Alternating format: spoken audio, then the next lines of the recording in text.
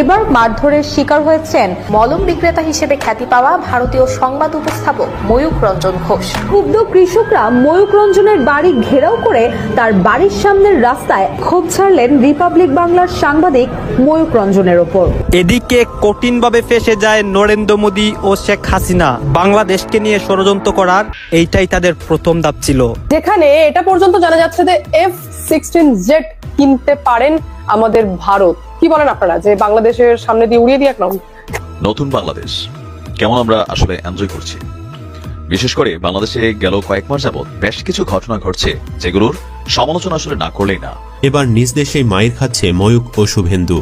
বাংলাদেশ নিয়ে বাড়াবাড়ি ও নোংরামির ফল পাচ্ছে হাতে নাতে। একদিকে বাংলাদেশে পেঁয়াজ বিক্রি করতে না পেরে ময়ূকের বাড়ি ঘেরাও করছে কৃষকরা, অন্যদিকে উল্টাপাল্টা বয়ান দেওয়ায় শুভেন্দুকে জুতাপেটা করছে নেতাকর্মীরা। কথায় আছে না, পাপ বাপকেও ছাড়ে না। অন্যায় করলে তার সাজা কোনো না কোনোভাবে পেতেই হয়। সেটা এখন হাড়ে হাড়ে টের পাচ্ছে এই দুই অমানুষ। চ্যানেলের মধ্যে গিয়ে ঢুকে পড়েছেন, বাংলাদেশ থাকবে না। একজন পাগলকে যদি টিভি চ্যানেলের সামনে নিয়ে বসিয়ে দেন, তাহলে সেই পাগল এর চেয়ে ভালো কথা বলতে পারবে না। মাথার মধ্যে গরুর পশ্চাৎ দেশ থেকে বের হওয়া সেই গোবরটা যেভাবে রয়েছে, সেইভাবে তার মুখের ভাষারও সেরকম ভাবে ঠিক নাই। সে হলো ময়ূক রঞ্জন। আমি তো আপনাদের সামনে দিয়ে বলে দিয়েছি, ওর নামে একটা মামলাও হতো। গতকাল থেকে বাংলাদেশে করুণতম একটা দৃশ্য সামাজিক যোগাযোগ মাধ্যমে ঘুরে ফিরে বেড়াচ্ছে। কখনো 1 মিনিট 46 সেকেন্ডের ভিডিও হয়ে, কখনো স্টিল ছবি হয়ে, কখনো গণমাধ্যমের খবর হয়ে। দেখুন তাকে প্রকাশ্যে কিভাবে গণপিটুনি দেওয়া হচ্ছে, সবকিছু কিন্তু আপনারা লাইভ সহকারে দেখতে পারবেন। এবং ময়ূকের সরাসরি কিভাবে তাকে এইসব করা হচ্ছে, অন্যদিকে নরেন্দ্র মোদী ছিল, আপনারা সবকিছু দেখতে পারবেন এই ঘটনাস্থলে। সম্প্রতি নিজের ব্যক্তিগত ফেসবুক পেজে হামলার এই ঘটনা তুলে ধরেন তার পোস্টে। ভারতের পশ্চিমবঙ্গ এবং মহারাষ্ট্র সহ বিভিন্ন রাজ্যের কৃষকরা তাদের উৎপাদিত পণ্যের ময়ূকের বাড়ি ঘেরাও করছে কৃষকরা, অন্যদিকে উল্টাপাল্টা বয়ান দেওয়ায় শুভেন্দুকে জুতাপেটা করছে নেতাকর্মীরা। আসসালামু আলাইকুম রহমতুল্লাহ, সবাই কেমন আছেন? আশা করি সবাই অনেক অনেক ভালো এবং সুস্থ আছেন। সবাইকে স্বাগতম জানাচ্ছি আমাদের আরেকটি নতুন ভিডিওতে। প্রতিদিনের মতো আমি আপনাদের রিয়াদ ফারুকি আবারও চলে আসলাম নতুন একটা ভিডিও নিয়ে। দর্শক, বর্তমানে সাম্প্রতিক সময়ে চলমান যে পরিস্থিতি, রাজনীতির যে বিষয়টাকে কেন্দ্র করে ইতিমধ্যে সামাজিক যোগাযোগ মাধ্যম থেকে শুরু করে বাংলাদেশের যে একটা অবস্থান চলতেছে, সেটা নিয়ে আজকের যে ভাইরাল বিষয়গুলোকে কেন্দ্র করে যে বিষয়টা ইতিমধ্যে সামাজিক যোগাযোগ মাধ্যমে ব্যাপকভাবে ভাইরাল, তার কিছু ভিডিও ফুটেজ আমি আপনাদের মধ্যে তুলে ধরার চেষ্টা করবো, যেখানে আপনারা বেশ কিছু ভিডিও এবং বেশ কিছু তথ্য জানতে পারবেন যে ভিডিওর মাধ্যমে। দর্শক, আর বেশি কথা বাড়াচ্ছি না, আমরা মূল আলোচনা চলে যাচ্ছি। ভিডিওটি অনেক লম্বা হয়ে যাবে, তাই আমি সংক্ষেপে করার ক্ষেত্রে মূল আলোচনা চলে যাচ্ছি। তার আগে আপনারা যারা আমাদের চ্যানেলটিতে এখন তো চ্যানেল সাবস্ক্রাইব করে সাথে থাকবেন, একটা লাইক দিয়ে সবাই ভিডিওটি ধৈর্য সহকারে দেখুন। 2 থেকে 3 টাকায় পেঁয়াজ বিক্রি করতে বাধ্য হচ্ছেন কৃষকরা, আর তাদের এই অবস্থার জন্য কৃষকরা শুভেন্দু ও ময়ূককে দায় দিচ্ছেন। কৃষকরা অভিযোগ করছেন, আমাদের কষ্টার্জিত পণ্য রপ্তানির সুযোগ বন্ধ করে দিয়ে আমাদের পথে বসানো হয়েছে। এখন এই পেঁয়াজ ও আলু শুভেন্দু অধিকারী আর রিপাবলিক টেলিভিশনের ময়ূক রঞ্জনকেই কিনতে হবে। অবস্থা বেগতিক দেখে কৃষকরা রিপাবলিক টেলিভিশনের সাংবাদিক ময়ূক রঞ্জনের বাড়ি ঘেরাও করেন। অভিযোগ, তিনি বাংলাদেশের বিরুদ্ধে মিথ্যা প্রচার চালিয়ে সংকট বাড়িয়ে দিয়েছেন। এক কৃষক বলেন, আমরা শুনছি বাংলাদেশ আমাদের থেকে পেঁয়াজ নিতে চাইছে না, অথচ ময়ূক বলে যাচ্ছে তারা নাকি আমাদের পেঁয়াজ নিয়ে অপমান করেছে। এই বিভ্রান্তির জন্য ওই দায়ী। পাশাপাশি কৃষকরা রাজ্যের বিরোধী নেতা শুভেন্দু অধিকারীকেও তুলোধুনো করেছেন। তারা সাফ জানিয়ে দেন, এই বিপর্যয়ের সমাধান না হলে রাজ্যের রাজনৈতিক ভবিষ্যৎ অন্ধকার হবে। এখানেই শেষ নয়, শুভেন্দু এরই মধ্যে মাইরও খেয়েছে। সম্প্রতি কোনো এক জনসভায় নাকি সে মমতাকে নিয়ে নোংরা কথা বলেছে। অতঃপর উৎসুক জনতা তার উপর হামলা করে, কেউ কেউ জুতা দিয়ে পিটিয়েছে বলেও খবর রয়েছে। এছাড়া সম্প্রতি সে সংসদেও বিতর্কিত মন্তব্য করে সমালোচনায় বিদ্ধ হয়েছে। গোটা সংসদের সদস্যরা, এমনকি স্পিকারও তার বয়ান প্রত্যাখ্যান করে ও উত্তেজনা তৈরি হয়। সব মিলিয়ে ময়ূক কিংবা শুভেন্দু কারোর সময় এখন আর ভালো যাচ্ছে না। আর এসব পরিস্থিতি থেকে শিক্ষা নিয়ে ধীরে ধীরে বাংলাদেশ সম্পর্কে ইতিবাচক হতে শুরু করেছে ভারত। কিছুদিন আগেও বাংলাদেশি রোগীদের চিকিৎসা সেবা বন্ধ করার ঘোষণা দিয়েছিল দেশটির একাধিক হাসপাতাল। তবে মুখে ভিন্ন কথা বললেও আদতে বাংলাদেশি রোগীদের পেতে চায় ভারত। সেজন্য অবকাঠামো উন্নয়নে জোর দিচ্ছে ভারত। বাংলাদেশি রোগীদের বয়কট নিয়ে ভারতের একরকম উত্তেজনা তৈরি করেছে বিজেপি এবং হিন্দুত্ববাদী দলগুলো। এমনকি বাংলাদেশে জরুরি পণ্য সরবরাহ বন্ধ করে দিতে চায় বিজেপির নেতারা। ভোট ব্যাংক বাড়াতে এসব যে নিছক রাজনৈতিক কৌশল, তা দ্রুত পরিষ্কার হচ্ছে। বাংলাদেশ সীমান্তে ভারতের বড় সীমান্ত শহর হিসাবে উঠে আসবে পেট্রাপোল। তৈরি হবে নতুন রেল স্টেশন। বাংলাদেশ সীমান্ত থেকে কলকাতার সঙ্গে জুড়বে মেট্রো। এমন ঘোষণা দিয়েছেন দেশটির কেন্দ্রীয় প্রতিমন্ত্রী শান্তনু ঠাকুর। সাম্প্রতিক সময়ে ভারত বাংলাদেশ দ্বিপাক্ষিক সম্পর্কে যখন উত্তেজনা চলছে, তখন পেট্রাপোল নিয়ে বড় কথা বলে দিলেন শান্তনু ঠাকুর। সশস্ত্র সীমাবল বা এসএসবির রেইজিং ডে উপলক্ষে শিলিগুড়িতে হয় বিশেষ অনুষ্ঠানে যোগ দিতে এসেছিলেন কেন্দ্রীয় স্বরাষ্ট্রমন্ত্রী অমিত শাহ। পেট্রাপোলে বিএসএফ জওয়ানদের জন্য 30 কোটির আধুনিক ভবনের উদ্বোধন করা হয়। অনুষ্ঠানে শান্তনু ঠাকুর বলেন, আগামীতে অনেক বড় সীমান্ত শহর হিসাবে উঠে আসবে পেট্রাপোল থেকে বাগদা পর্যন্ত রেল স্টেশন বানাতে চাই। আমরা চেষ্টা করব কলকাতা থেকে পেট্রাপোল পর্যন্ত মেট্রোকে আনতে। যেভাবে বাংলাদেশ থেকে লাখ লাখ লোক কলকাতায় চিকিৎসা করাতে আসেন, সে কারণে এখানে উন্নত পরিষেবা সত্যি দরকার বলে আমি মনে করি। তিনি আরো বলেন, সেনা ক্ষমতার দিক থেকে পৃথিবীর মধ্যে তৃতীয় বৃহত্তম দেশ ভারত, বৃহত্তম অর্থনীতি নিরিখে 5ম স্থানে রয়েছে। তাই ভারতের সঙ্গে চ্যালেঞ্জ নিতে এলে সমস্যা হয়ে যাবে। তবে ভারত সবসময় বাংলাদেশের বন্ধু ছিল, আগামীতেও থাকবে। যদি তারা আমাদের সঙ্গে বন্ধুত্বের হাত বাড়ায় তবে এটা হবে। তার মানে অবশেষে তারা লাইনে আসা শুরু করেছে। হাসিনার আমলে বাংলাদেশকে কেবল ভোগ করে অবশেষে কিছু দেবার সিদ্ধান্ত নিয়েছে। এর হাসিনার আমলে ভারত কিভাবে চুষে খেয়েছে তারই কিছু নমুনা আলোচনা করতে চাই। 2011 সালের কথা। বাংলাদেশের মধ্য দিয়ে ভারতের পশ্চিমবঙ্গ থেকে ত্রিপুরার পালাটানা বিদ্যুৎ প্রকল্পের ভারী যন্ত্রপাতি পরিবহন করা হল। এজন্য বাংলাদেশ কোনো ধরনের মাশুল গ্রহণ করেনি। শুধু তাই নয়, আশুগঞ্জ থেকে আখাউড়ার বিদ্যমান সড়কপথের ব্রিজ ও কালভার্টগুলো এই ভারী যন্ত্রপাতি পরিবহনের উপযুক্ত নয় বলে তিতাস নদ ও তার খালগুলো রীতিমতো ভরাট করে বিকল্প রাস্তা তৈরি করা হয়। এ কারণে বর্ষাকালে বাড়তি পানি প্রবাহ একপাশে আটকে থাকায় আখাউড়া ও ব্রাহ্মণবাড়িয়া সদরের বিভিন্ন স্থানের কৃষি জমিতে দীর্ঘ জলাবদ্ধতা তৈরি হয়। চাষাবাদেও ব্যাঘাত ঘটে। সে বছরের আগস্টে ত্রিপুরার পাহাড় থেকে নেমে আসা ঢল ও বাড়তি বৃষ্টির পানি আখাউড়া স্থলবন্দর সড়কের আব্দুল্লাপুর ও নূরপুর জাজি সেতুর নিচের বিকল্প পথে আটকে যায়। এ কারণে আখাউড়া উপজেলা দক্ষিণ ইউনিয়নের আব্দুল্লাপুর, কালিকাপুর, বীরচন্দ্রপুর ও বঙ্গের চরগ্রামের বাসিন্দারা কি পরিমাণ ভোগান্তিতে পড়েছিলেন তা উঠে এসেছিল একটি প্রতিবেদনে। এরপর 2014 সালে আবারও এই পথে বিনা শুল্কে ত্রিপুরায় 10,000 টন খাদ্যশস্য ট্রানজিটের সুযোগ দেয় বাংলাদেশ। এজন্য 58 কিলোমিটার সড়কপথের মেরামত ও রক্ষণাবেক্ষণ খরচও বাংলাদেশ বহন করে। ঘটনাগুলোর কথা মনে পড়ে গেল সম্প্রতি সেই ত্রিপুরারই আগরতলায় বাংলাদেশের সহকারী হাইকমিশনে ভারতীয় হিন্দুত্ববাদীদের হামলার ঘটনাকে উপলক্ষ করে। প্রশ্ন ওঠা স্বাভাবিক, বাংলাদেশ তার নদী, কৃষি জমি, পরিবেশ ও অর্থনীতির ক্ষতি করে এই যে ভারতকে ট্রানজিট দিল, বিনিময়ে কি পেল? ট্রানজিট দেওয়ার সময় বলা হয়েছিল এর ফলে বাংলাদেশ হাজার হাজার কোটি টাকা আয় করবে। যেমন এটিপির এক সমীক্ষার সূত্র ধরে বলা হয়েছিল, ট্রানজিট দেওয়ার প্রথম 5 বছরে বাংলাদেশ বার্ষিক $5 কোটি বা 350 কোটি টাকা, $1 সমান 70 টাকা ধরে, এবং এর পরের বছরগুলোয় বার্ষিক $50 কোটি বা 3,500 কোটি টাকা করে আয় করতে পারবে। বাস্তবে কি ঘটল? বাংলাদেশ ট্রানজিটকে অগ্রাধিকার দিয়ে সড়ক ও রেলপথে হাজার হাজার কোটি টাকার উন্নয়ন প্রকল্প করল ঠিকই, কিন্তু আয় হল সামান্য। যেমন 2016 থেকে 2019 সাল, এই 3 বছরে ভারতের কলকাতা থেকে আশুগঞ্জ হয়ে ত্রিপুরার রাজধানী আগরতলায় ট্রানজিট সুবিধা দেওয়ার বিনিময়ে বাংলাদেশ মাশুল পেয়েছে মাত্র 28 লাখ টাকা। কাজে ট্রানজিট চুক্তির মাধ্যমে ভারতকে বাংলাদেশের বন্দর, নদী ও সড়ক ব্যবহার করতে দিয়ে বাংলাদেশের লাভ লোকসান পুঙ্খানুপুঙ্খ হিসাব করতে হবে। শুধু ট্রানজিট চুক্তি নয়, রিপাবলিক বাংলা নামক একটি ইউটিউব চ্যানেলের মধ্যে গিয়ে ঢুকে পড়েছেন। বাংলাদেশ থাকবে না বাংলাদেশ। একজন সাধারণত ইউটিউবার যেভাবে মানুষকে সম্মান দিয়ে কথা বলে, সেইভাবে একজন রিপাবলিক বাংলার সাংবাদিক হয়েও তিনি একজন মানুষকে সম্মান দিয়ে কথা বলতে পারেন। আমাদের বাংলাদেশের বর্তমান সরকার ডক্টর ইউনূসকে নিয়ে তিনি বাজেভাবে কুটক্ষ করে কিন্তু কথা বলছেন। এই হিসেবটা বুঝতে মোহাম্মদ ইউনূসের সমস্যা হচ্ছিল না, নোবেল পেয়েছো তো। সেইভাবে বারবার দাবি করে যাচ্ছে বাংলাদেশের জমিগুলো নাকি তার বা তাদের। আমাদের জমি আমরা ফেরত পেতে চাই, আমরা আর কিছু চাই না। আর যদি তুমি ফেরত না দিতে পারো, টাকা হাতে তুলে দাও। 7,094 বর্গ কিলোমিটার জায়গা হিন্দুদেরকে দিতে হবে। যদি আমার বাংলাদেশের মধ্যে যে সরকার ছিল তার কাছে কোনোদিন সে দাবি করে নাই যে ওই জমিটা আমার, তাড়াতাড়ি ফেরত দাও, অথচ সেই সরকার যাওয়ার সাথে সাথে এখন বলা শুরু করে দিয়েছে ওই চট্টগ্রাম আমাদের, ওই সিলেট আমাদের, ওই জেলা আমাদের, ওই জেলা আমাদের, বাংলাদেশটাই নাকি তাদের। বাংলাদেশ কি তোর একার? বাংলাদেশ কি তোর একার? বাংলাদেশ হিন্দুদের বাপদাদা। একজন পাগলকে যদি টিভি চ্যানেলের সামনে নিয়ে বসিয়ে দেন তাহলে সে পাগল এর চেয়ে ভালো কথা বলতে পারবে না। মাথার মধ্যে গরুর পশ্চাৎ দেশ থেকে বের হওয়া সেই গোবরটা যেভাবে রয়েছে সেইভাবে তার মুখের ভাষা ভাষারও সেরকম ভাবে ঠিক নাই।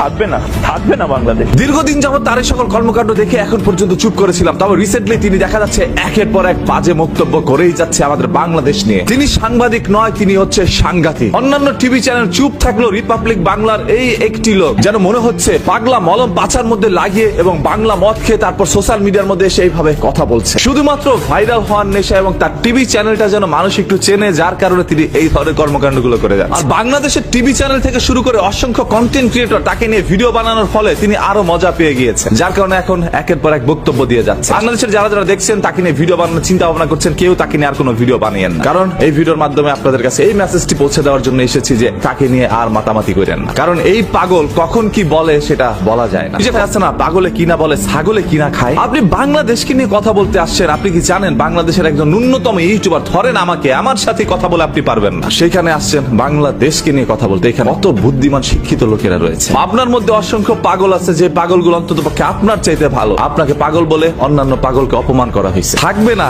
এই পাগল, আর থাকবে না। আপনি যে টিভি চ্যানেল মধ্যে কাজ করছেন তাদের কথা শুনে বা নিজের মতামত গুলো এইভাবে প্রকাশ করছেন, কিছুদিন পর লাথি মেরে আপনাকেই তারা বের করে দিবে। চাকরির সন্ধানে এদিক ওদিক ঘুরে বেড়াবেন, তবে আপনাকে কেউ চাকরি দিবে না। আপনার কাছে মনে হতেই পারে যে আপনি এই ধরনের কথাগুলো বলছেন, এখন বাংলাদেশের জনগণ হয়তো আপনাকে নিয়ে মেতে উঠতে পারে না। ভাই, আপনাকে নিয়ে সবাই হাসি ঠাট্টা করছে, রং তামাশা করছে। যে পাগল যখন রাস্তা দিয়ে হাঁটে সবাই তার দিকে তাকায় থাকে, আপনাকে একজন পাগল ভেবে আপনার দিকে সবাই তাকায়। ইন্ডিয়ার মধ্যে যে সকল দাদারা আছেন, আপনাদের সবার কাছে একটা রিকোয়েস্ট যে এই পাগলটাকে এখন আপনারা সামলান, আদারওয়াইজ আপনাদের ইন্ডিয়ার বদনাম হতে যাচ্ছে। অন্য দেশের মানুষ এটা নিয়ে হাসি ঠাট্টা করছে। আমার জানা মতে ইন্ডিয়ার মধ্যে অসংখ্য অসংখ্য মানুষ আছে যারা এই লোকটাকে সহ্য করতে পারে না। আপনার দেশের মানুষই আপনাকে সহ্য করতে পারে না, আর বাইরের মানুষ কিভাবে আপনাকে সহ্য করবে আপনি নিজেই একটু চিন্তা করেন। সাংবাদিকতার নামে সাংঘাতিকতা আর কতদিন চালাবেন? আপনার যদি ডিবেট করতে ইচ্ছা করে আমার সাথে আসেন ভাই, অন্ততপক্ষে আমি আপনার সাথে লাইভে গিয়ে ডিবেট করতে চাই। দেখেন, কোন ট্রেড দিতে আসি নাই, আপনাকে আমি সম্মানের স্বরূপ এই কথাগুলো বলছি, যার কারণে আপনি থেকে কখনো তুই তামানির মধ্যে যাই না। অথচ আমাদের বাংলাদেশের সম্মানীয় সরকারকে নিয়ে কিন্তু বাজে মন্তব্য করেছেন। আর আপনি কোন জায়গার সাংবাদিক? আপনার শিক্ষাগত যোগ্যতা নিয়ে কিন্তু প্রশ্ন উঠতে পারে। শুধু পড়াশোনা করে সার্টিফিকেট পাইলে সে শিক্ষিত নয়। মানুষকে সম্মান করা এটা হচ্ছে একটি বড় শিক্ষা, যেটা আপনার মাথার মধ্যে নাই। মহেশ চক্রবর্তী বা দাস রায় যাই হন না কেন ভাই, আপনাকে একটা কথা বলতে চাই, পাগলামি সাগলামি বাদ দেন। তার পরবর্তীতে যদি আপনাকে নিয়ে কোনো ভিডিও বানানো হয়, তাহলে সে শুরু থেকে শেষ পর্যন্ত আপনার কোন জায়গায় তিল রয়েছে সেইগুলো কিন্তু বের করে তারপরে ভিডিও বানাবো। লোট নিতে পারবেন না। তবে নিলজ্জাকে লজ্জা দিতে গিয়ে নিজেই লজ্জা পেতে হয়। যার কোনো লজ্জা শরম নাই, যার কোনো সম্মান বোধ নাই, তার সম্মান কিভাবে খাবেন, তাকে কিভাবে লজ্জা দিবেন? ইন্ডিয়ার মানুষকে আমরা ভালোবাসি, তারাও আমাদেরকে ভালোবাসে। শুধুমাত্র এরকম দু চারটা লোকের কারণে তাদের মধ্যে আমাদের দ্বন্দ্ব লেগে যায়। বাই দ্য ওয়ে, এবার খোদ ভারতীয় কৃষকরাই ক্ষোভ ছাড়লেন রিপাবলিক বাংলার সাংবাদিক ময়ূক রঞ্জনের ওপর। শুধু তাই নয়, মলম বিক্রেতা খ্যাত এই সাংবাদিকের নামে মামলা করার কথাও জানালেন কৃষকরা। গণ অভ্যুত্থানের মুখে বাংলাদেশের সাবেক প্রধানমন্ত্রী শেখ হাসিনা ভারত পলায়নের পর একের পর এক মিথ্যা বানোয়ার তথ্য প্রচার করে আসছে মোদির পোশাক গদি মিডিয়া। এর ফলে দুই দেশের মধ্যকার বন্ধুত্বপূর্ণ সম্পর্কে কিছুটা ফাটল ধরেছে, এমনকি পণ্য আমদানি রপ্তানিতেও এর প্রভাব দেখা যাচ্ছে। একসময় পেঁয়াজ ও আলু আমদানিতে বাংলাদেশ অনেকটাই ভারতের উপর নির্ভর ছিল, তবে বর্তমানে একক উৎস ভারতের উপর নির্ভর না করে বিকল্প খুঁজছে বাংলাদেশ। আর এতে ক্ষোভে ফেটে উঠছেন ভারতীয় কৃষকরা। ভারতের পশ্চিমবঙ্গ এবং মহারাষ্ট্র সহ বিভিন্ন রাজ্যের কৃষকরা তাদের উৎপাদিত পণ্যের ন্যায্য মূল্য না পাওয়ায় ক্ষোভ প্রকাশ করছেন। এর আগে দিনাজপুরের হিলি স্থলবন্দর দিয়ে বাংলাদেশে আলু রপ্তানি বন্ধ করে দিয়েছে ভারতের পশ্চিমবঙ্গ সরকার। রাজ্যে অভ্যন্তরীণ সংকটে দাম বৃদ্ধির কারণ দেখিয়ে 2 ডিসেম্বর থেকে এই সিদ্ধান্ত নেন তারা। ভারতের কৃষকদের দাবি, রপ্তানি বন্ধের কারণে তাদের উৎপাদিত পেঁয়াজ মাত্র 2.5 থেকে 3 টাকা প্রতি কেজি দরে বিক্রি করতে বাধ্য হচ্ছেন, যার ফলে উৎপাদন খরচই তুলতে পারছেন না তারা। তাদের দাবি, এই পণ্য বিজেপি নেতা শুভেন্দু অধিকারী এবং রিপাবলিক বাংলার ময়ূক রঞ্জনকেই টাকা দিয়ে কিনতে হবে, কারণ তারাই এই সমস্যার জন্য দায়ী। ভারতের কৃষকদের অভিযোগ, কিছু সংবাদ মাধ্যম বিশেষ করে রিপাবলিক বাংলার মলম বিক্রেতার সাংবাদিক ময়ূক রঞ্জন বাংলাদেশ সম্পর্কে মিথ্যা প্রচারণা চালাচ্ছেন। এর ফলে দুই দেশের মধ্যে ব্যবসায়িক সম্পর্কে টানাপোড়েন সৃষ্টি হয়েছে, বন্ধ হয়েছে রপ্তানি। ক্ষুব্ধ কৃষকরা ময়ূক রঞ্জনের বাড়ি ঘেরাও করে আর বাড়ির সামনের রাস্তায় আলু এবং পেঁয়াজ ফেলে বিক্ষোভ করছে। কৃষকদের মধ্যে বিভ্রান্তি সৃষ্টি এবং অপপ্রচার চালানোর জন্য ময়ূক রঞ্জনকেই অভিযুক্ত করা হচ্ছে। তার প্রোপাগান্ডা ভারতীয় কৃষকদের আর্থিক সংকটে ফেলে দিয়েছে। একদিকে চাপে রয়েছে ভারতের গ্রামীণ অর্থনীতি, অন্যদিকে রপ্তানি বন্ধের ফলে কৃষকদের জীবন আরো দুর্বিষহ হয়ে উঠেছে। অনেকে পণ্য বিক্রি করতে না পেরে আত্মহত্যার মতো পথ বেছে নিচ্ছে। বিশেষজ্ঞরা বলছেন, কৃষকদের হতাশার জন্য সরকারের নীতিগত ব্যর্থতা এবং কিছু মিডিয়ার অপপ্রচার দায়ী। অন্যদিকে বাংলাদেশ এখন অনেকটাই স্বস্তিতে রয়েছে। এরই মধ্যে অন্তর্বর্তীকালীন সরকার জানিয়ে দিয়েছেন, পেঁয়াজ ও আলু আমদানি করতে একক উৎস ভারতের উপর নির্ভর না করে বিকল্প খুঁজছে বাংলাদেশ। বর্তমানে বাংলাদেশ এখন পাকিস্তান ও চীন থেকে পণ্য আমদানি করছে। তাদের বিরুদ্ধে অ্যাডভাইজার মিলিটারি অফিসিয়ালস এর বিরুদ্ধে একটা ওয়ারেন্ট জারি করা হয়েছে, যেখানে দাবি করছেন বাংলাদেশের ফরেন মিনিস্টার, যার নাম হচ্ছে তৌহিদ হোসেন। তিনি বলছেন যে we have Saint a note verbal to the Indian government saying that Bangladesh wants her back here for the judicial process. দাবি এটাও যে ডিউরিং দ্য প্রোটেস্ট 1500 লোক মারা যায় এবং 19,931 জন আহত হয়। সেই কারণে বাংলাদেশকে যেন শেখ হাসিনাকে ফিরিয়ে দেওয়া হয়, আমরা এরকমটি দাবি জানাচ্ছি। শুধু এখানেই শেষ নয়, আপনাদেরকে জানিয়ে দিই যে মোহাম্মদ ইউনূস আবার একটা বিশেষ কমিশন গঠন করেছিলেন, যে কমিশনের নাম পর্যন্ত দিয়েছিলেন দুর্নীতি দমন কমিশন। সেখানে বলা হচ্ছে যে বাংলাদেশকে নাকি ওপেন ভাবে ভারত সাপোর্ট করে চলেছে এবং এখনো পর্যন্ত নাকি শেখ হাসিনাকে বাংলাদেশ ভারত সাপোর্ট করে যাচ্ছে এখনো পর্যন্ত। সেই কারণেই শেখ হাসিনা দিল্লির বুকে বসে রয়েছেন। যেখানে এটাও বলা হচ্ছে যে গুম করা বা অপহরণ করার পেছনে, অর্থাৎ বাংলাদেশের বেশ কিছু লোকজন যারা প্রোটেস্ট করতেন, শেখ হাসিনার বিরুদ্ধে কথা বলতেন, তাদেরকে গুম করা হয়েছিল, তাদেরকে অপহরণ করা হয়েছিল। তো এই যে গুম করা, অপহরণ করার অভিযোগের মধ্যে এটা বলা হচ্ছে যে শেখ হাসিনাকে ব্যাক থেকে সাপোর্ট দিয়েছে ভারত। তার রিপোর্টে এটা পর্যন্ত জানানো হয়েছে সেই বিশেষ কমিশনে যে যাদেরকে পরবর্তীকালে খুঁজে পাওয়া গেছে তাদেরকে ভারতের জেল থেকে উদ্ধার করা হয়েছে, এমনটা দাবি করা হচ্ছে। অর্থাৎ গোটা বিশ্বের সামনে দেখানোর চেষ্টা যে ভারতই শেখ হাসিনাকে সাপোর্ট করে যাচ্ছে এবং সেই শেখ হাসিনাকে আমরা ফেরত চাই, এবং ভারত বাংলাদেশের এই গুম করা, অপহরণ করা, মার্ডার করা এই সমস্ততে ভারতের হাত আছে। যেখানে এটাও দাবি করা হয়েছে, যে রিপোর্টে এটা দাবি করা হয়েছে, মানে দেখানো হচ্ছে যে 3,500-এরও বেশি ঘটনা নাকি রয়েছে যেখানে প্রমাণিত হচ্ছে যে ভারত সরকার শেখ হাসিনাকে সাপোর্ট করছে। ডিপ্লোমেসিটা বোঝার চেষ্টা করবে। শুধু এখানেই নয়, আমি এটাও জানিয়ে দিই যে শেখ হাসিনার বিরুদ্ধে এটা বলা হয়েছে যে একটা নাকি আয়না ঘর, যা বহুত লোকের মুখে মুখে গড়ে আয়না ঘর, সেই আয়না ঘরেই নাকি নিখোঁজ করে দেওয়া হতো, লুকিয়ে রাখা হতো, এবং তার পরিবারের, অর্থাৎ শেখ হাসিনার পরিবারের বিরুদ্ধে 80,000 কোটি টাকার দুর্নীতির অভিযোগের পাশাপাশি ভারতের রোল প্রমাণ করার জন্য দুটো উদাহরণ দিয়েছেন। ভালো করে শুনবেন। যেখানে বলছেন সুখ রঞ্জন বালি, যাকে নাকি বাংলাদেশের সুপ্রিম কোর্টের চত্বর থেকে হুট করে হাফিজ করে দেওয়া হয়, হাফিজ করার পর তাকে পরে উদ্ধার করা হয় ভারতের জেল থেকে। তাহলে এই উদাহরণ প্রমাণ করছে যে ভারতের সাপোর্ট ছিল। আচ্ছা, দ্বিতীয় হচ্ছে সালাউদ্দিন আহমেদ, যিনি হচ্ছেন বিএনপি নেতা, তাকে 2015 সালে ঢাকার উত্তরা থেকে হাফিজ করে দেওয়া হয় এবং তাকে খুঁজে পাওয়া যায় 2 মাস পর মেঘালয়ের শিলংয়ে, যেখানে যদিও শিলং আদালতে তাকে বেকসুর খালাস করে বাড়ি পাঠিয়ে দেওয়া হয়। তার পাশাপাশি আপনারা এটাও জানেন যে আমি কালকে রিপোর্টে আপনাদেরকে জানিয়েছি, বাংলাদেশেরই মিডিয়া ওপেন রিলিজ করছে আমার দেশ পত্রিকায় যে অজিত ডোভাল নাকি বাংলাদেশে আসতেন বিভিন্ন বিমানে করে, যেটা কি ওপেন করা হতো না, চুপচাপ এসে শেখ হাসিনার সাথে সাক্ষাৎ করতেন। শেখ হাসিনা হস্তক্ষেপ পর্যন্ত চেয়েছিলেন 5 আগস্ট, যে ইমিডিয়েটলি দিল্লি হস্তক্ষেপ করুক এবং ঢাকায় অ্যাটাক করুক। এই সমস্ত কিছু নিয়ে একটা রিপোর্ট তৈরি করা হয়ে গেছে। সেই রিপোর্টের মধ্যে তড়িঘড়ি আমরা জানতে পারছি যে এস জয়শঙ্কর হঠাৎ ডিসিশন নিয়েছেন এবং আমেরিকা ভিজিটে যাচ্ছেন, এবং সেখান থেকে আপনারা জানেন যে F-16 জেট, যেটা আমেরিকায় প্রপোজ করেছে যে কিনে নিন, উড়িয়ে দিন, বাংলাদেশ বেশি বকছে, নিয়ে যান, টক্কর দিতে পারবে না, তাই তো? কিন্তু আপনাদেরকে আমি এটা কনফার্ম করে জানিয়ে দিই যে ডিপ্লোমেসি যেটা বাংলাদেশ খেলছে এবং দেখানোর চেষ্টা করছে যে দেখো ভারতকে আমরা চাপে ফেললাম, শেখ হাসিনাকে পানা দিচ্ছে। প্রথম তো মূর্খদের এটা বোঝা উচিত, আমি যেটা কালকেও বলেছি, যে আমরা বুক ঠুকে ওপেন বলছি শেখ হাসিনা দিল্লিতেই আছে। আমরা চাইলে যে কোনো মুহূর্তে খবরটাকে হাফিজ করে দিতে পারি, বাট তারপরে আমাদের এতটা হিম্মত, এতটা অকাদ আছে যে আমরা বুক ঠুকে বলছি শেখ হাসিনা দিল্লিতেই আছে। তুমি কি, তোমার বাবারও ক্ষমতা নেই, চিঠি ফিটি দূর কি বাত, নিজে এসেও শেখ হাসিনাকে নিয়ে যাওয়ার ক্ষমতা নেই যদি আমরা না চাই। তো তার মানে কি ভারতের সাথে শেখ হাসিনার বিরাট প্রেম? না। কেন ভাই, কেন শেখ হাসিনাকে আমরা বাঁচাতে চাইবো? তুমি তোমার দেশ, তোমার দুনিয়া, তুমি ভাড়মে যাও। তুমি তালিবানি শাসন করো, তুমি আফগানিস্তানের মতো হয়ে যাও, তোমার ইকোনমি ব্রেক করে যাও, তুমি ভাড়মে যাও। আমাদের কোথায় যায় আসে? আমাদের যায় আসে ব্যবসার ক্ষেত্রে। ওই শেখ হাসিনার আমলে যে গাদাগুচ্ছের ইনভেস্ট করে রাখা আছে এবং সেই টাকাগুলো এখন বাংলাদেশ দিতে চাইছে না এবং চেষ্টা করছে ঝামেলাটা লেগে যাক, তাহলে তো টাকা ফেরত দিতে হবে না। কাউকে দেখবেন যদি কারো কাছে ধার দিয়ে থাকেন না, টাকা চাইতে গেলে খুব গায়ে লাগে। টাকা নেওয়ার সময় লোকের মনে থাকে না, টাকা চাইতে গেলে তখন মনে হয় উফ, বিরাট অপরাধ করে ফেললেন, এবং শুকনো শুকনো ঝামেলার সম্মুখীন হতে হয়।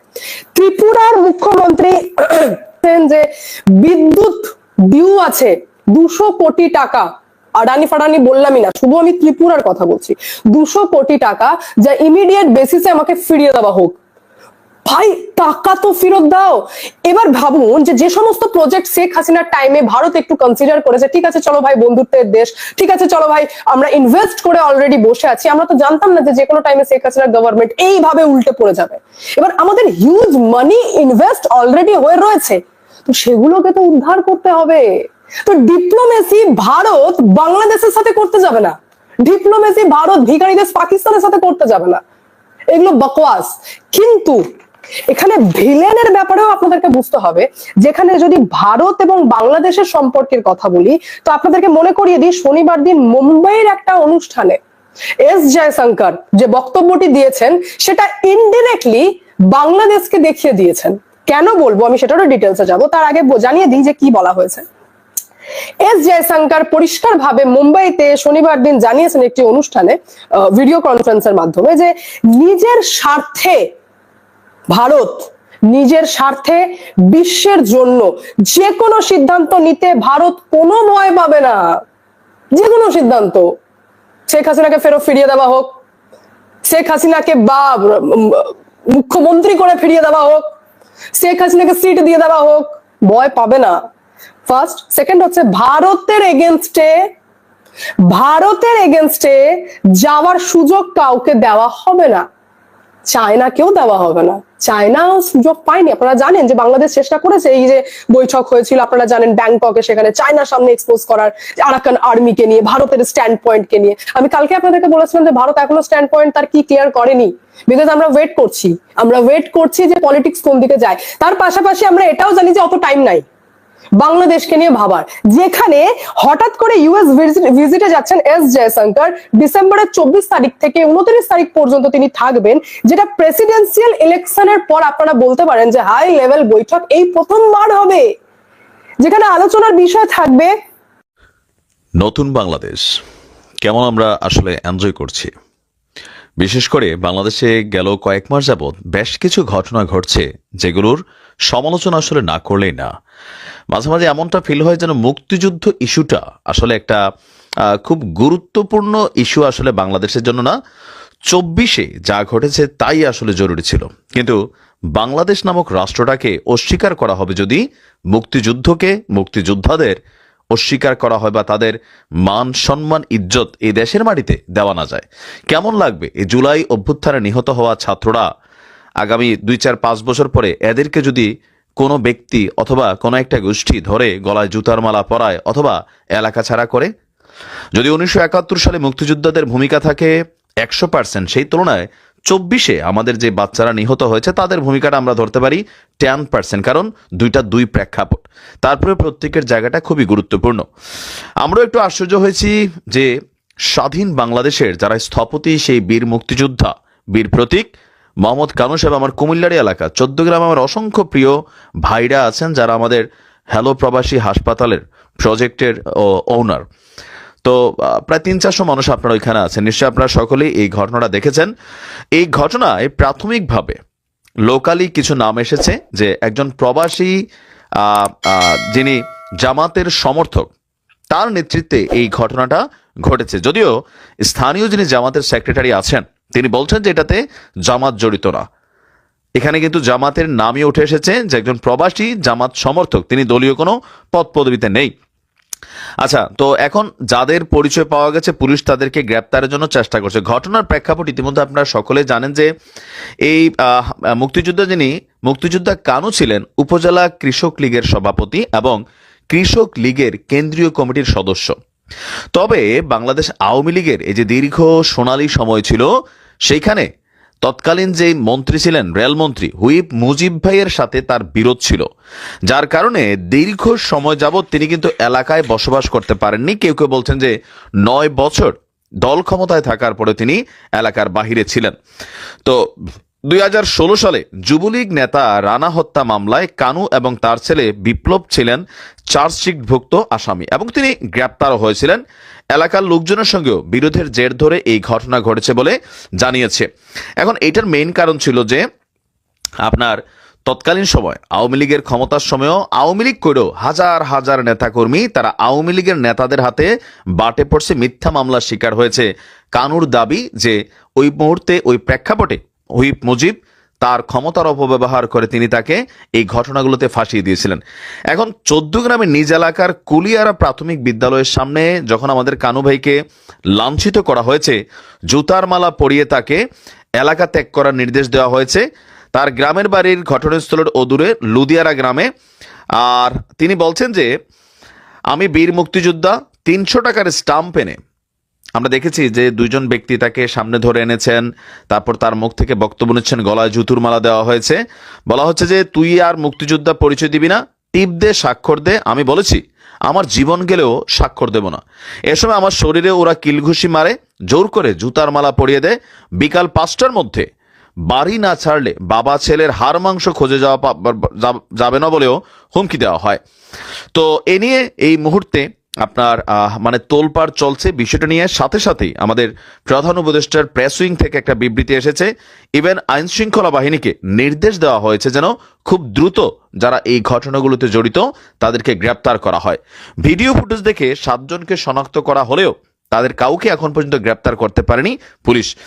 আর কেউ কেউ বলছেন সোশ্যাল মিডিয়া প্ল্যাটফর্মে অতি উৎসাহী কিছু মানুষ বলছেন তার নামে 9টা মামলা আছে। 900 মামলা থাকুক, তো এই দেশে কি এরকম আইন হয়ে গেছে যে 900 মামলা থাকলে তাকে জুতার মালা পরানো হবে, তাকে মব জাস্টিসের শিকার হতে হবে?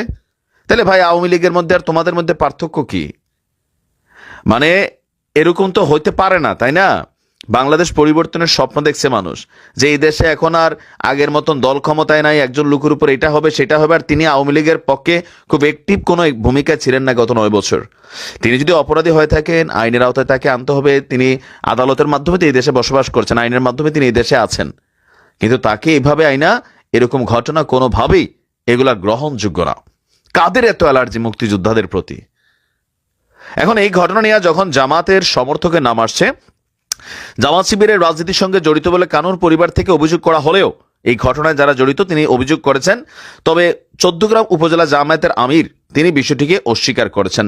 এমনকি জামাত বলছে যে এই ঘটনাতে আপনার উপস্থিত প্রবাসী আবুল হাশেম সহ যাদের ভিডিওতে দেখা গেছে তারা দলের কোনো পদে নেই, ব্যক্তিগত ক্ষোভ কিংবা বিরোধ থেকে এই ঘটনাটি ঘটতে পারে। আর এই ঘটনায় 2 সমর্থককেও বহিষ্কার করেছে কুমিল্লা দক্ষিণ জেলা জামাত। তারা হলেন মোহাম্মদ আবুল হাশেম সেই প্রবাসী এবং মোহাম্মদ ওহিদুর রহমান। আর আপনার তার ছেলে কানু ভাইয়ের ছেলের দাবি আপনার যে স্থানীয় জামাত সমর্থক প্রবাসী আবুল হাশেমের নেতৃত্বে ওহিদ, পেয়ার, বেলাল, ইসমাইল, রাসেল, ফারহান, ফরহাদ, নয়ন সহ 10-15 জন আমার অসুস্থ বাবাকে স্থানীয় পাতড্ডা বাজার থেকে ধরে নিয়ে লাঞ্ছিত করে। আর এই ঘটনায় সারা বাংলাদেশের মুক্তিযোদ্ধারা আজকে জেগে উঠেছে, তারা আজকে বিক্ষোভ মিছিল করবে।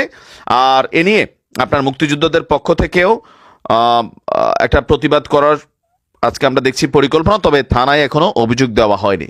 অভিযোগ দিয়ে কি হবে, অনেকে ভয় পাচ্ছেন। বাট আমি মনে করি জামাত যেহেতু ক্লিয়ারেন্স দিছে যে কোনো মুক্তিযোদ্ধা না, কোনো মানুষের উপর মব জাস্টিস জামাত সমর্থন করে না। তবে পরিবর্তিত বাংলাদেশে কেন জানি কেউ 16 ডিসেম্বর মানে না। ওই যে কি ব্যারিস্টার ফুয়াদ সাবেক জামাতের নেতা, পরবর্তী সময় এবি পার্টি বানাইছে। কোথাও না কোথাও অনেকে, আমি এই জিনিসগুলো কেন জানেন, আপনি 16 ডিসেম্বর বিজয় দিবস মানেন না, কি মানেন আপনি? মানে মাইক একটা আছে, কথা খালি বললেন। আপনার মতন ফুয়াদ জামা এই 16 ডিসেম্বর মানলে কি আর না মানলে কি, মানে কি এগুলা? দিন শেষে এত আবার ধরেন মুখ পুইসা ফেলা ভালো না। আজকে আমরা যেখানে দাঁড়ায় কথা বলছি, যে দেশ নিয়ে কথা বলতেছি, হ্যাঁ অবশ্যই দেশের রাজনীতিবিদদের দোষ আছে, তাদের শাস্তি হতে হবে, ফাঁসি হতে হবে, কিন্তু মুক্তিযুদ্ধ, মুক্তিযোদ্ধা এই 2টা জিনিস এই দেশের জন্য খুবই গুরুত্বপূর্ণ। অতিরঞ্জিত ভুয়া মুক্তিযোদ্ধা তাদের বিরুদ্ধে ব্যবস্থা হোক, কিন্তু যারা প্রকৃতপক্ষে মুক্তিযোদ্ধা, গ্যাজেটেড ভুক্ত একজন মুক্তিযোদ্ধা এই কানু। আর আমার কাছে খুবই আশ্চর্য লেগেছে যে আপনার আমার শহরই 14 গ্রাম কাছাকাছি লেভেলে, আমি কুমিল্লা শহর থেকে, সেখানে এই ঘটনাটি ঘটেছে। এটা কোনোভাবে আমরা মেনে নিতে পারি না। তবে জামাতের পক্ষ থেকে তারা বলছেন যে এই ঘটনা যারা জড়িত তাদেরকে দৃষ্টান্তমূলক শাস্তি দিতে হবে। এই জন্য আমি জামাতকে ধন্যবাদ দিই। তবে সারা বাংলাদেশে এই একটা ট্রেন্ড আসছে, এই ট্রেন্ডের মধ্যে মুক্তিযোদ্ধা মানে এগুলার সাথে কেমন জানি একটা হালকা পাতলা বাতাস এই দেশে ঘুরছে। ইন্ডিয়ার দাদা বাবুরা আসছে আমাদের সাথে যুদ্ধ করতে, ইন্ডিয়ার দাদা বাবুরা আসছে আমাদেরকে ভিখারি বলতে। ইন্ডিয়া দাদা বাবুরা আসছে। আজকে একটা নিউজ দেখলাম, ইন্ডিয়াতে মানে গরুর দুধের থেকে গরুর চুনার দাম বেশি, মানে গরুর মূত্রের দাম বেশি। মানে গ্রাম ভাষাতে চোনা বলে, গরুর চোনা বলে, আমি যেটা শুনে মানে বড় হয়েছি। কিন্তু আপনি যদি এটা খুব ভালোভাবে বলতে চান তাহলে গরুর মূত্র বলতে হবে। ইন্ডিয়াতে গরুর দুধের থেকে গরুর মূত্রের দাম বেশি। আপনারা কি জানেন পৃথিবীতে দুইটা প্রাণী আছে, আপনারা জানেন, যারা মলমূত্র খায়, একটা হচ্ছে কুকুর আর একটা শুয়োর। যাই হোক, তাহলে ইন্ডিয়ার যে নাগরিকরা আছে এই পশ্চিমবঙ্গে নাকি গরুর দুধের থেকে গরুর চুনার চাহিদা বেশি। তা গরুর চুনা যারা খায়, তাহলে যে আপনার পৃথিবীর দুইটা প্রাণী আছে যারা মলমূত্র খায়, সেটা হচ্ছে যে এরা, তাহলে এরা কি কাতারে পড়ে বলেন?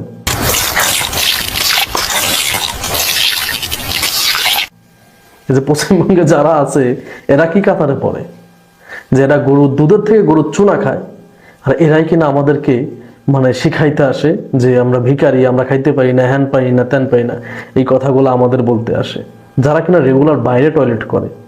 আসলে দেখেন, ওরা তো মানে সমালোচনা করতে চাই না, কিন্তু এইসব নিউজ দেখলে মানে কথা না বলে থাকতে পারি না ভাই।